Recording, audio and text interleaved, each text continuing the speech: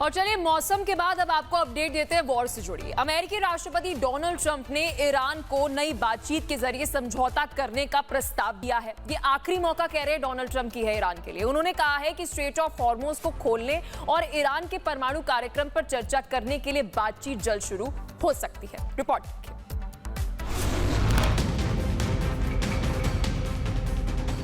नीले पानी पर तैरते सामानों से भरे कार्गो शिप और तेल से भरे कंटेनर। तस्वीरें स्ट्रेट ऑफ हॉर्मुज की है। अमेरिका और ईरान के बीच तनाव के चलते वहां अभी भी कई जहाज फंसे हुए हैं।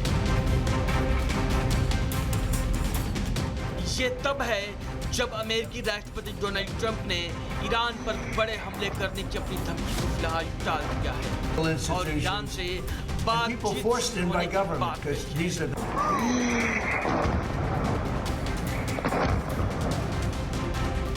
वहीं ईरान ने अमेरिका के साथ नई शांति वार्ता की योजना से जुड़े ट्रंप के दावे को खारिज कर दिया, जिससे भड़के ट्रंप ने ईरानी नेतृत्व पर निशाना साधते हुए चेतावनी दी कि जब तक ईरान किसी समझौते के लिए तैयार नहीं होता या पूरी तरह आत्मसमर्पण नहीं करता, तब तक ईरान से होकर कुछ भी गुजरने नहीं दिया जाएगा। ट्रंप ने ईरानी अधिकारियों पर सार्वजनिक रूप से बातचीत से इनकार करते हुए पर्दे के पीछे बातचीत की कोशिश करने का आरोप लगाया।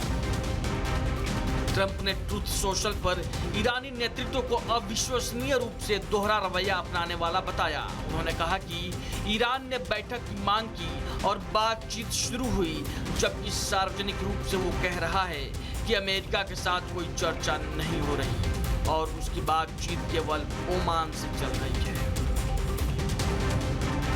ट्रंप ने ईरान के उस दावे को भी खारिज कर दिया कि स्ट्रेट ऑफ हॉर्मुज पर उसका कंट्रोल है। उन्होंने साफ कहा कि अमेरिकी नौसेना ने नाकेबंदी के जरिए अहम समुद्री मार्ग पर पूरा कंट्रोल रखा है। ट्रंप ने कहा कि ईरान तक कुछ भी तब तक नहीं पहुंचेगा जब तक कोई समझौता नहीं हो जाता या वो पूरी तरीके से सरेंडर नहीं करता। साथ ही ये भी दावा किया कि ईरान को परमाणु हथियार बनाने की इजाजत नहीं दी जाएगी। इस बीच अमेरिकी सेना ने ईरान के खिलाफ यूएस नाकाबंदी को सख्ती से लागू कर दिया है।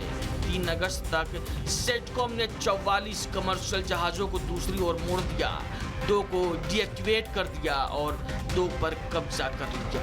Bureau report, Republic Bharat. तो वहीं दूसरी ओर आज इटली के रोम में इजरायल और लेबनान के बीच बातचीत का अगला दौर शुरू होने वाला है। इससे पहले दोनों पक्षों ने दक्षिणी लेबनान के कुछ गांवों में एक फ्रेमवर्क समझौते को लागू करना शुरू कर दिया था। रिपोर्ट देखिए।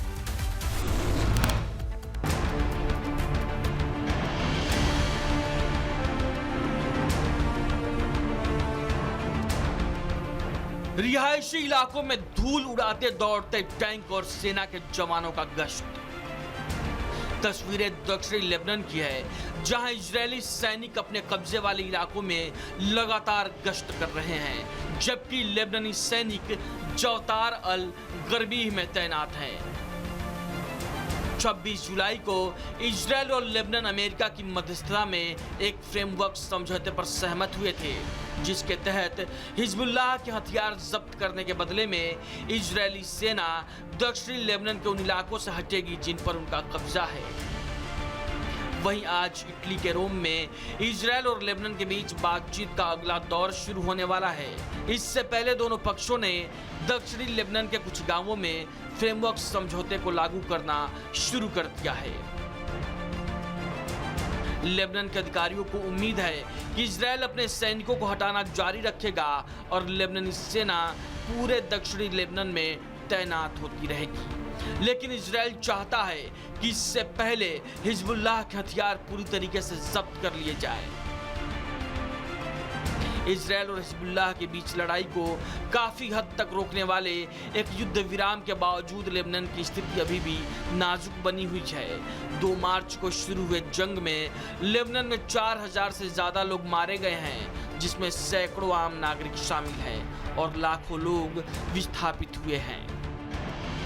हालांकि हाल के हफ्तों में लड़ाई काफी हद तक कम हो गई है, लेकिन इजरायली सैनिक अभी भी दक्षिणी लेबनान के कई इलाकों पर कब्जा जमाए हुए हैं।